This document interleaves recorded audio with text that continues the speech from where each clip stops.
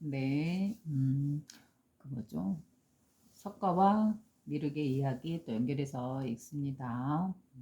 제가 썼던 그 쇼트 판타지 시리즈 뭐죠? 무한한 자유의 한가운데 5번째 그 내용을 제가 지금 읽고 여러분들과 같이 이야기 나누는 거죠. 그 안에 석가와 미륵 이야기가 있습니다. 그래서 지금 읽다가 깨는데요. 그래서 미륵을 찾아서 24번째 다시 읽어갑니다. 아나는 미륵의 가사를 가섭은 미륵의 돌바루를 각자 하나씩 보자기에 싸서 등에 메고 찾아다녔다. 숲이면 숲마다, 나무면 나무 아래마다, 쉴만한 바위면 바위마다, 기린과 사슴이 모이는 곳이면 장소마다, 사람들이 모인 곳이면 장소마다, 어린아이의 순진한 눈동자가 빛나는 곳이면 곳마다, 사랑의 열정에 불타는 가슴과 가슴이 머무는 곳마다, 성인의 가르침과 경전이 쌓여있는 곳이면 곳마다, 영롱한 보석이 찬란한 빛을 뿜는 곳이면 곳마다, 구름이 모여 흐르는 곳이면 곳마다, 밤하늘에 별빛들이 모여 있는 곳이면 곳마다, 새들의 소리가 모여 사라지는 곳이면 곳마다, 아침해와 저녁달이 고요히 숨지기는 곳이면 곳마다, 하늘의 천신이 머무는 곳이면 곳마다, 망망대해에 부서지는 노을이 붉어지는 곳이면 곳마다, 한적한 외길을 걷는 고요함이 잊히지 않던 곳이면 곳마다, 그들은 찾아다녔으나 미륵은 보이지 않았다. 아, 어디에 있단 말이오? 이렇게 찾아다녀도 보이지 않으니 참다 못한 아난이 길에서 풀썩 주저앉았다. 더는 길을 걸을 힘도 숨쉴 여력도 없었다. 같은 심정이던 가섭도 길에 풀썩 주저앉았다. 더 한 발자국도 떼기 힘들었다. 그들은 이대로 포기해도 자신에게 부끄럽지 않다 생각했다. 그들은 지친 마음 못지않게 몸도 지쳤기 때문에 찾던 것을 내려두고 길바닥에 벌렁 누웠다. 올려다본 하늘은 구름 한 점 없이 맑고 깨끗하기만 했다. 그렇게 쉬고 있는데 이게 어찌된 일인가?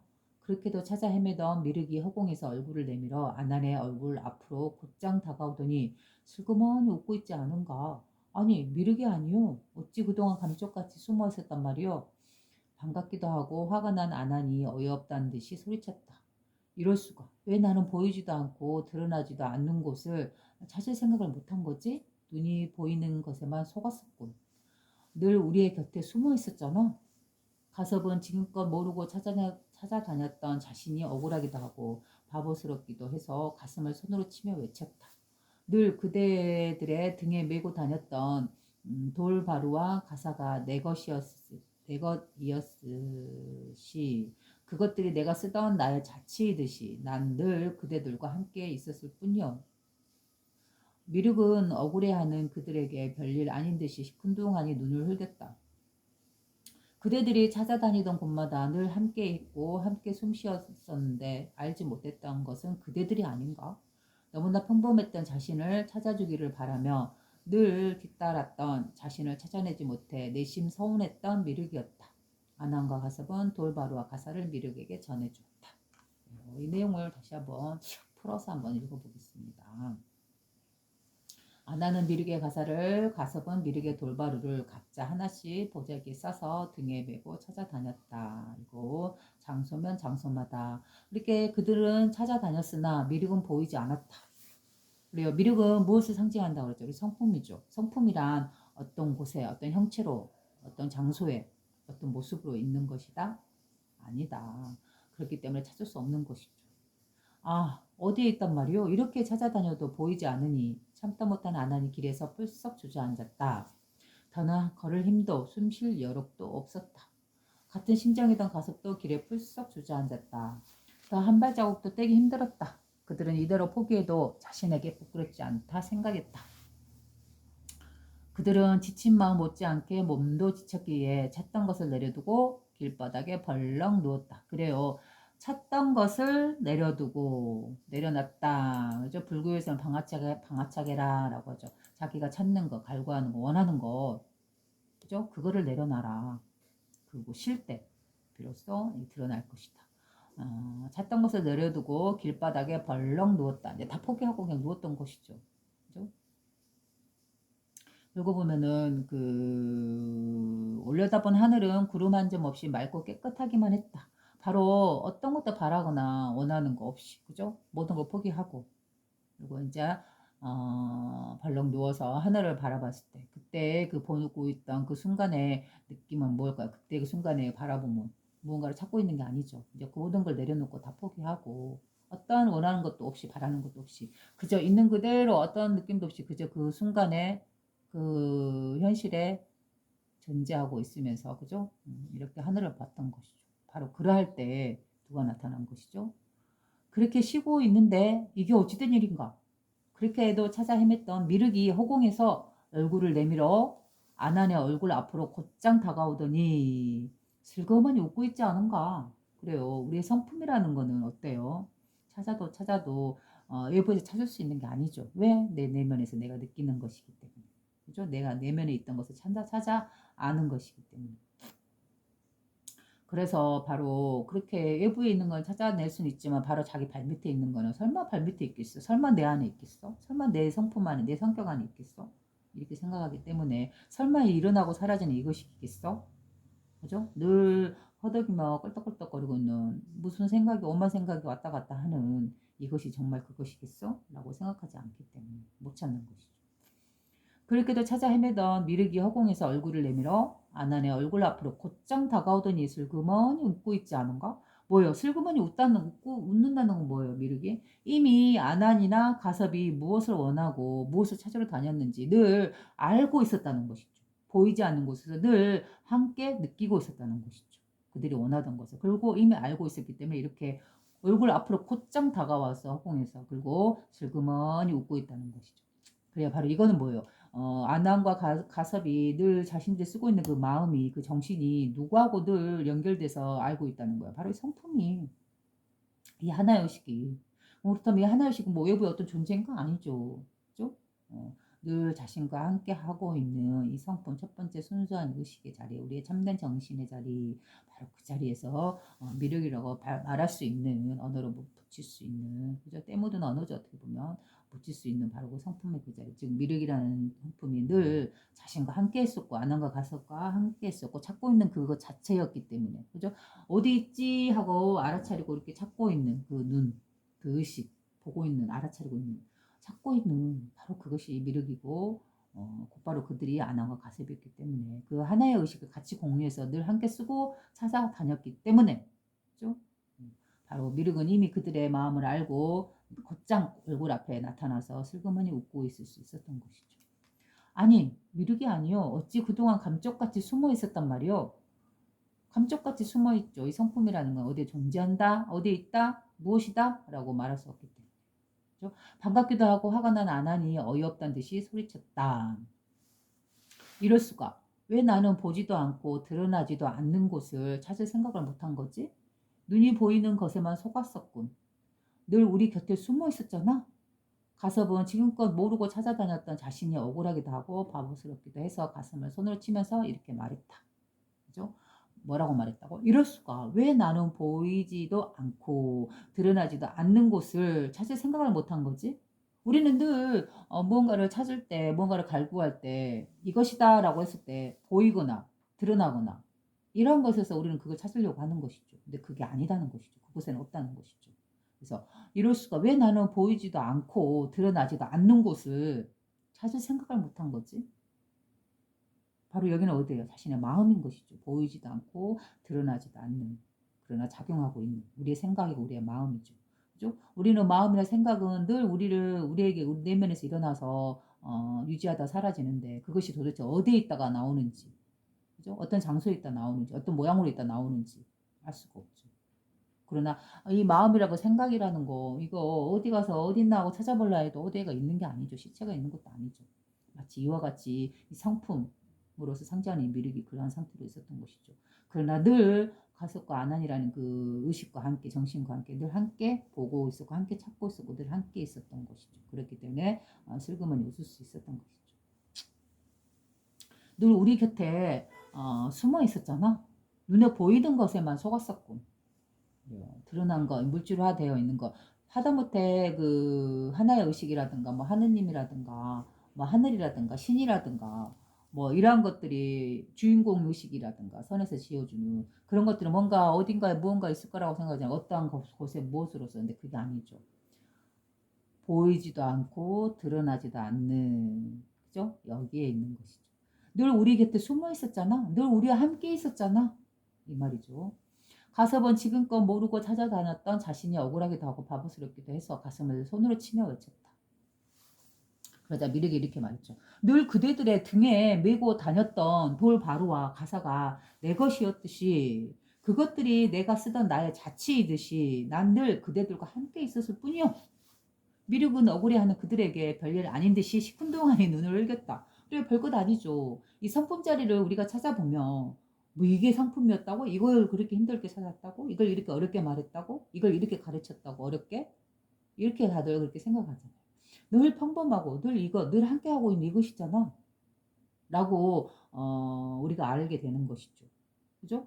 그래서 바로 미륵은 이렇게 말하는 것이죠. 미륵은 억울해하는 그들에게 별일 아닌 듯이 평범한 것이듯이 그죠? 늘 우리 함께 하고 있었던 것듯이 시큰둥하니 눈을 흘겼다라고 이렇게 표현하는 것이죠. 그래서 미륵이 뭐라 그래요? 늘 그대들의 등에 메고 다녔던 돌바루와 가사가 내 것이었듯이 그래요. 전해주라는 석가가 미륵에게 전해주라는 돌바루와 가사가 누구 것이었죠? 바로 미륵의 것이었기 때문에 미륵이 놔두고 사라졌기 때문에 미륵에게 돌려주라라고 심부름을 시킨 거죠. 석가가. 그래서 늘 가사는 아난이 메고 바루는 가습이 메고 그래가지고 자기 등에 메고 찾아다녔잖아요. 미륵에게 전해주려고 그죠? 늘 자기의 짐으로써 이게 보통 우리 그 수행자들이 하는 행동이 그거잖아요. 늘 등에 짐을 하나 지죠. 깨달아야지. 또는 선에 시간을 유지를 해야지. 얼마큼 더 길게 길게 늘려야지. 무언가 내가 가르침을 지워야지. 그죠? 뭔가 진리를 내가 내 것으로 만들어야지. 없는 것을 내가 만들어서 내가 가져야지. 이렇게 보통 생각을 많이 하잖아요. 근데 그걸 갖다 깨우쳐주고 있는 것이죠. 그게 아니다. 늘 그대들의 등에 메고 다녔던 돌바루와 가사가 내 것이었듯이 늘 당신들이 안원과 가서 당신들이 등에다가 마음에다가 짐을 지고 나는 깨달아야지. 응? 성품을 봐야지. 하고 그런 짐을 지고 다녔었는데 결국은 그것이 뭐예요? 그 성품이란 것이 따로 있는 게 아니다. 바로 늘 아난과 가습이 등에 메고 다녔던 그 짐 보따리처럼 늘 함께했다. 바로 너의 것이었다. 이 말을 하는 것이죠. 늘 너 안에 함께했다. 이 말을 하고 있는 거. 그것들이 내가 쓰던 나의 자취이듯이 그래요. 상품 자리, 그죠? 늘 아남과 가습이 찾아다녔고, 물었고, 어디 있나 하고 찾았던 그 모든 행위들, 그 행위들의 판단이나 분별 없이 이렇게 느끼고 첫 번째 의식으로서 보던 그 순수 의식, 그 자체가 바로 미륵의 자치이듯이, 그죠? 난 늘 그대들과 함께 있었을 뿐이야. 그래요. 이 성품 자리는 늘 함께 하지만, 늘 우리의 이 정신으로서, 본래 성품으로서 늘 함께 하지만, 그러나 그 자체가 있어요, 없어요? 흔적이 있어요, 없어요? 없죠. 그죠? 바로 이 성품이란 것이 즉 그것들이 내가 쓰던 나의 자치이듯이 그죠? 난 늘 그대들과 함께 있었을 뿐이요. 늘 함께 있다는 거죠. 그들이 그렇게 아난과 가섭이 미륵을 찾으러 다녔던 즉 성품 진리를 찾으러 다녔던 그죠? 그 순간순간 늘 분별 없이 바라보던 그 장소마다 그죠? 그때마다 늘 그들과 함께 했다는 거죠. 어떤 상태로서 함께 했다? 그들의 참된 정신, 늘 깨어있는 그 마음, 찾고자 하는 그 보고자 하는 알고자 하는 그 의식 그죠? 무엇일까? 어디 있을까? 무엇일까? 라고 궁금했던 그 청정한 아이와 같은 그 순수한 의식 그거에서 늘 함께 있었던 것이죠. 미륵은 억울해하는 그들에게 별일 아닌 듯이 시큰둥하니 눈을 흘겼다. 그대들이 찾아다니던 곳마다 늘 함께 했고 함께 숨 쉬었었는데 알지 못했던 것은 그대들이 아닌가? 그러니까 그럼 나를 미워하지 말아라. 나를 뭐 흘겨보지도 말아라. 나가 뭐 얼마나 위대하고 대단하고 어디 꽁꽁 숨어있다고 생각했던 너희들의 잘못된 생각이 아니냐. 그 말을 하는 것이죠. 그대들이 찾아다니던 곳마다 늘 함께 했고 함께 숨 쉬었었는데 알지 못했던 것은 그대들이 아닌가? 함께 했다는 거예요. 늘 이 의식으로서 정신으로서 함께 했고 또 함께 숨 쉬었다. 이 미륵은 이 성품, 이 빛의 자리다라고 근원의 자리다라고 본다면 모든 생명들을 태어나게 하고 숨쉬게 하고 유지하게 하는 바로 그 생명이죠. 그래서 함께 숨 쉬었다라고 말하는 거고 늘 함께 했다. 늘 자신의 정신과 의식, 순수 의식으로서 판단하지 않는 첫 번째 순수 의식으로서 늘 함께했다. 거울과 같은 의식으로 우리가 늘 함께했었다. 근데 알지 못했던 것은 그대들이 아닌가? 내가 일부러 숨은 게 아니다. 바로 그대들이 못 본 것이다. 너무나 평범했던 자신을 찾아주기를 바라며 늘 따랐던 자신을 찾아내지 못해 내심 서운했던 미륵이었다. 오히려 미륵도 서운했대요. 자기를 못 찾았어.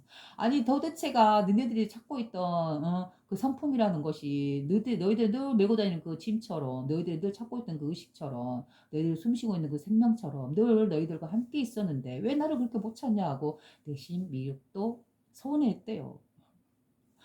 아난과 가습은 뭐 어디냐고 찾아다니면서 뭐 안 나타나니까 서운해했듯이 서로가 같은 한 마음이었네요. 아난과 가습은 돌바루와 가사를 미륵에게 전해 주었다. 네, 그 다음에 봅시다. 25, 25번째 거대한 돌바루와 가사. 미륵이 돌바루를 받아들자 돌바루는 온 우주의 세계를 넘은, 여기서 온인데 혼이라고 돼 있네요. 온 우주의 세계를 넘은 세계를 다 담고도 남음이 있었다. 그래요. 그 다음 일단 읽어갈게요. 그의 바루에서 쏟아져 내리는 감미로운 음식들은 온 우주의 세계의 사람들을 넘어 세계의 사람들을 먹였다. 미륵이 가사를 입자 미륵은 온 우주의 세계를 넘은 세계를 다 덮고도 남음이 있었다. 미륵의 품 안에서 온 우주의 세계를 넘은 세계의 사람들이 웃고 울고 기뻐하고 슬퍼하고 괴로워하고 먹고 싸고 잠자고 걸어 다니고 말하고 춤추고 말하고 싸우고 뛰고 노래했다.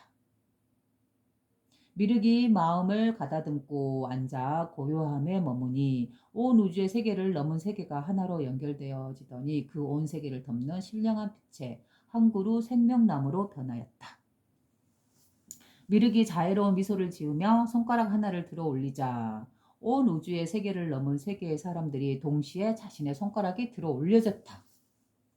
온 세계를 덮는 신령한 빛의 한 그루 생명나무 아래에서 미륵이 숨을 들이쉬면 온 우주의 세계를 넘은 세계의 사람들이 숨을 내쉬었다. 동시에 온 우주의 세계를 넘은 세계의 사람들이 숨을 들이쉬며 미륵이 내쉬었다. 온 세계를 덮는 신령한 빛의 한 그루 생명나무 아래에서 미륵이 소리치자 온 우주의 세계를 넘은 세계의 사람들이 그 소리를 들었다. 온 우주의 세계를 넘은 세계의 사람들이 각자 소리를 치자 동시에 미륵이 그 모든 사람들의 소리를 들었다. 온 세계를 덮은 신령한 빛의 한 그루 생명나무 아래에서 미륵이 눈을 들어보자 온 우주의 세계를 넘은 세계가 한 눈에 들어왔다. 온 우주의 세계를 넘은 세계의 사람들이 각자 자신의 눈을 들어 본 것을 동시에 미륵이 보았다. 온 우주의 세계를 넘은 세계의 사람들은 각자의 느낌 그대로를 받아들였다. 동시에 미륵은 온 우주의 세계를 넘은 세계의 사람들이 각자의 느낌을 느끼고 있음을 알아차렸다. 신령한 빛의 한 그루 생명나무 아래에서 미륵은 늘 평온한 안식, 휴식이죠. 휴식에 머물렀으므로 온 우주의 세계를 넘은 세계의 사람들이 늘 평온한 안식에 머물렀다. 어느새 밤이 되자 신령한 빛의 한 그루 생명나무 아래에서 미륵이 잠이 들자 미륵의 바로에서 먹고 미륵의 가사에서 살던 사람들이 하나둘 그 모습을 감추고 감쪽같이 사라져버렸다. 아난과 가섭이 놀란 눈으로 이 광경을 숨죽여 보고 있다가 호기심이 동한 아난이 사라졌던 그 사람들을 찾아봐야겠다는 생각이 들었다. 아난이 찾고자 하는 마음을 일으켰다는 것을 잠을 자던 중에도 그 즉시 마음으로 알아차린 미륵은 자신의 입으로 삼켰던 사람들을 다시 토해내었다. 미륵의 입에서 태어나온 이들을 좀 더 가까이서 보고자 아난이 날아올라 미륵 가까이 갔다. 그런데 이게 웬일인가? 미륵의 입에서 나온 사람들이 모두 갓난아기가 되어서 나오지 않았나? 미륵 이놈, 어찌 감히 잘 살던 사람을 사라지게 하더니 말도 못하는 갓난아기로 만들어놨느냐? 아나는 아기들이 다칠세라 안고 땅으로 내려왔다. 이 광경을 지켜보던 가섭도 놀라 소리쳤다. 울고 웃는 저 가련한 이들을 돌보지는 못할 망정 입으로 삼키다니. 가섭 역시 날아올라 갓난아기가 되어버린 아기들을 안고 땅으로 내려왔다. 미륵은 평소 하던 일을 했을 뿐인데 왜 저리 호들갑을 떠는지 그들을 이해할 수가 없었다. 미륵이 시큰둥하니 눈길을 흘리더니 말했다. 내가 하는 일을 그리 못마땅히 하니 받은 돌바루와 가사를 돌려주겠소. 미륵은 자신의 돌바루와 가사를 벗어서 그들에게 던져주고서 다시 숨어버렸다. 미륵에게서 떨어진 돌바루와 가사는 다시 원래 크기로 되돌아가 버렸다. 자, 이 내용을 한번 또 풀어서 한번 읽어볼게요. 거대한 돌바루와 가사. 미륵이 돌바루를 받아들자 돌바루는 온 우주의 세계를 넘은 세계를 다 담고도 남음이 있었다. 그래요. 바루라는 거는 뭐예요? 스님들이 이렇게 공양받은 음식을 이렇게 먹던 그 그릇이죠. 그걸 바루라고 하죠. 그래서 여기서는 돌바루라고 해서 돌을 깎아 만든 바루다라고 했죠. 그래서 제가 우리나라 그 양산에 있는 통도사에 가면은 돌바루가 세워져 있다. 거기서 이제 이야기를 했다. 미륵전 앞에 있는 돌바루. 그래서 돌바루가 나온 거죠. 미륵이 돌바루를 받아들자 바루가 갑자기 어떻게 됐다? 온 우주의 세계를 넘어서 또 다른 세계를 다 담고도 남음이 있었다. 그래요. 그러면 미륵의 바루라는 거 그릇이라는 거는 뭐예요? 바로 이 법을 상징하고 있는 것이죠. 그렇죠? 온 우주를 품고 있는 바로 그 그릇, 법기, 법의 그릇, 법기죠. 그 다음에 그의 바루에서 쏟아져 내리는 감미로운 음식들은 온 우주의 세계 사람들을 넘어 세계의 사람들을 먹였다. 그럼 여기서의 바로는 이 법은 뭐예요? 근원이죠, 근원. 그럼 근원은 뭐예요? 모든 생명을 창조해서 쏟아져 내리고 있는 바로 우주의 모습을 보면 상징하면 되죠. 바로 그 모습이죠. 그죠? 바로가 우주 자체 근원이다, 법의 성품이다라고 진리자리다라고 한다면 이 자리에서 뭐 하나 생명들이 태어나고 있는 그 모습. 그 모습을 이렇게 표현한 것이죠. 그의 바로에서 쏟아져 내리는 감미로운 음식들은 온 우주 세계 사람들을 넘어 세계의 사람들을 먹였다. 우리가 먹고 사는 그 음식이 다 어디서 나와요? 바로 이 근원이죠. 우주의 근원. 그죠? 마음으로 태어난 이 근원, 이 법의 자리, 우리 성품의 자리, 빛의 자리. 여기를 이 자리를 미륵이라는 걸로 상징했고 또 그 미륵이 늘 쓰고 있는 그 바로 법의 그릇, 그죠? 텅빈하고 바로 여기에서 만물이 쏟아져 나와서 생명이 나와서 우리 인간들이 거기서 우리가 먹을 것을 취하듯이 우리를 먹여 살리듯이 바로 이거 태어난 거죠. 바로 이런 의미로서 창조하고 기르고 먹이는 우리의 아버지 역할, 어머니 역할, 부모 역할 바로 그런 의미로서 예수님은 이 자리에 대해서 말할 때 부를 때 뭐라고 말해요? 아버지라고 부르는 것이죠. 아버지. 만물에 태어나게 한 바로 아버지 또는 어머니 역할을 하기 때문에 그래서 아버지 하고 바로 아버지는 어디죠? 우주죠. 우주 자체. 그죠? 미륵이 가사를 읽자 미륵은 온 우주의 세계를 넘은 세계를 다 덮고도 남음이 있었다. 그래요. 미륵이란 존재가 이제 가사라는 건 스님들이 거치던 법을 증명하는 그 옷이죠. 바로 깨달은 이다라고 증명하는. 그래서 그 옷을 딱 입자 미륵은 어떻게 됐다?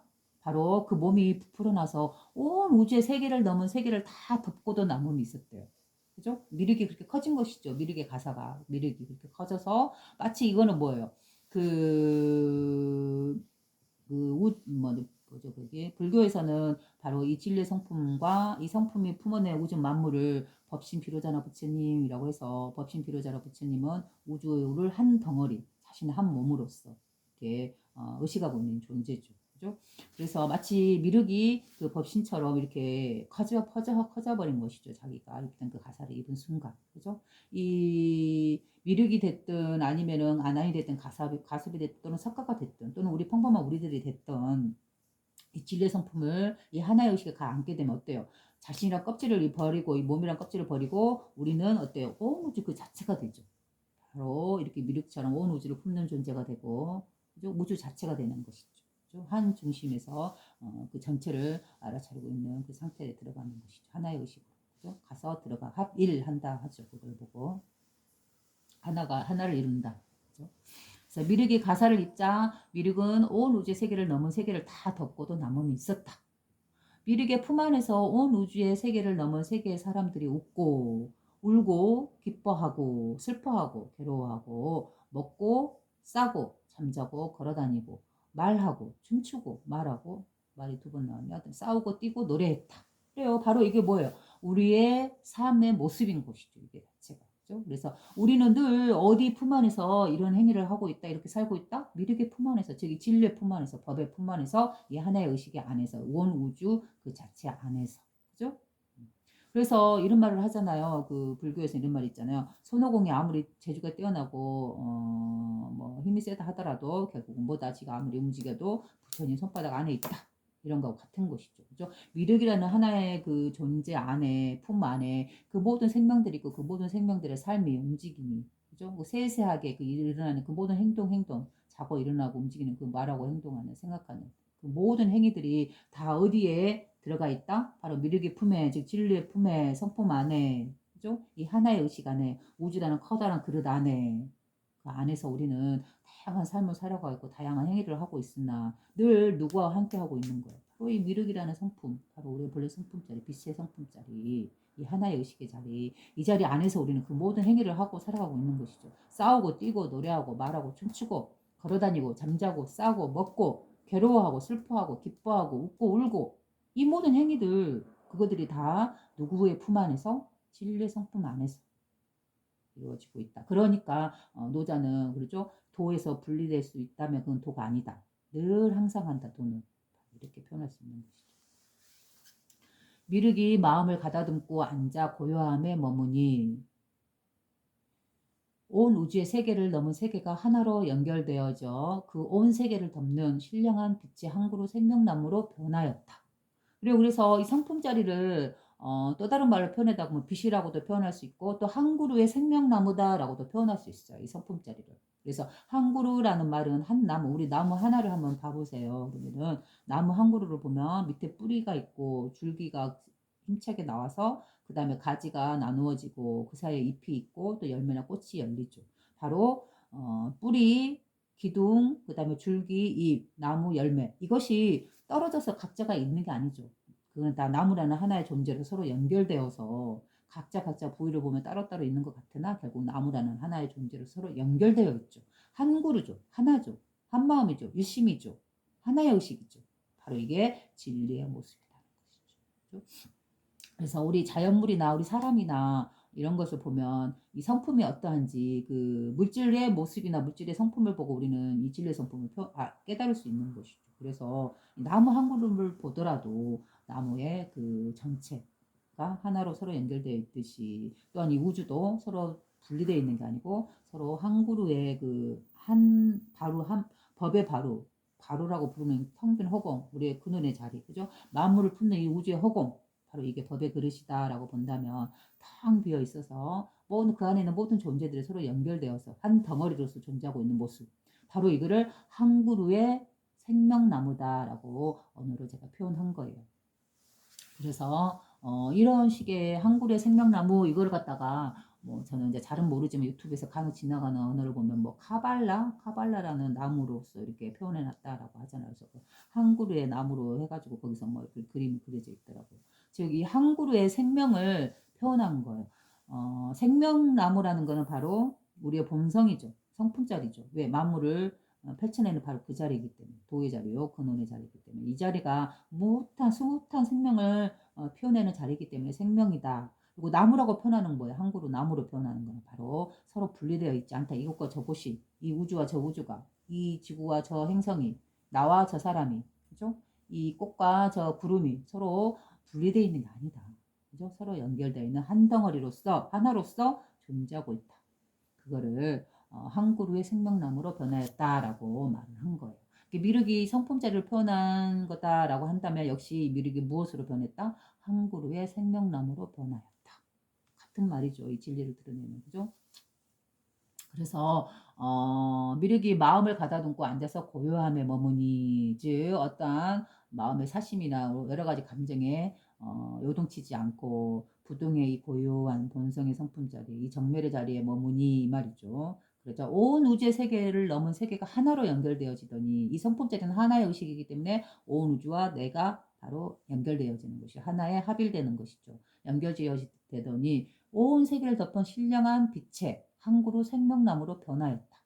그렇죠? 그래서 이 근원의 성품 자리로 겉으로 드러난 미륵이라든가 뭐 또 모습이라든가 이런 것들이 다 이 성품으로서 빛의 나무로서 이렇게 변했다라는 것이죠. 이렇게 즉 싸고 먹고 잠자고 그러다는 이 모든 행위들이 다 뭐다? 이 성품의 작용에 의해서 일어나고 있는 것들이다.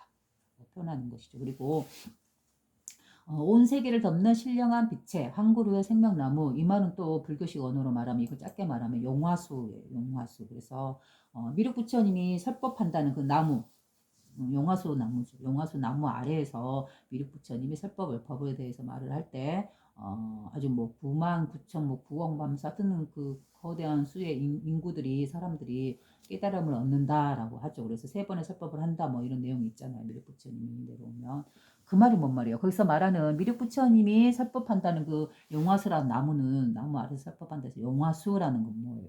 바로 우리의 성품자리를 그런 언어로 표현한 것이죠. 그래서 그 용화수를 풀어서 제가 여기서 써놓은 거예요. 그 온 세계를 덮는 신령한 빛의 한 그루 생명나무 이게 바로 뭐다? 용화수다. 그래서 용화수 할 때 용은 용용자잖아요. 그래서 이 용의 의미에 대해서 한동안 저도 실제로 그런 존재가 있었을까 막 생각했었는데 상상은 아닐까 막 이렇게 한참 옛날에는 궁금했었어요. 근데 이제 확실히 용에 대한 존재를 이제 확실하게 알게 된 게 의미를 알게 된 게 그 울주 암각화 우리나라 울주 지역의 암각화에서 거기서 보면 그 제가 여러 번 말했잖아요. 요즘에 그래서 자주 말하네요. 거기에 보면 용이라는 거에서 언어가 나와요. 근데 그 암각화 자체가 아주 고대 오래된 우리나라에 한반도에 거주했던 그 우리의 조상들이 새겨놓은 별자리이기 때문에 그래서 거기서 보면은 그 뭐죠 별 세 개의 근원의 자리에 그래가지고 시리우스, 아크트리우스, 베가 이 세 가지 별자리를 묶어서 그걸 커다란 하나의 영역으로 묶어줘. 그래서 그 영역에서 파생된 또 이게 옛날 구, 삼성 세 개의 별이다 그러면 새로운 세 개의 별을 또 묶어요. 세 개의 별자리 이름은 내가 모르고 안 봐서 그 다음에 이제 세 개의 별자리에서 태어난 내려온 강림한 존재가 있는데 바로 그게 누구다? 용이에요. 용. 그래서 이 용이 상징하는 건 또 뭐냐? 바로 여기서 말하는 온 세계를 덮는 신령한 빛의 한 그루 생명나무. 그래서 이 신령스러운 성령, 뭐 영, 뭐 이런 느낌, 그죠? 뭐 신할 때 그 신, 바로 우리 성품자리, 바로 이거를 용이라는 언어로 표현했었다라고 저는 말씀을 드립니다. 그래서 용이란 존재는 실제로 하늘을 날아다니는 그런 용이 있었다 그건 아니고 이 성품자리에 대해서 표현한 것이 바로 용이었다.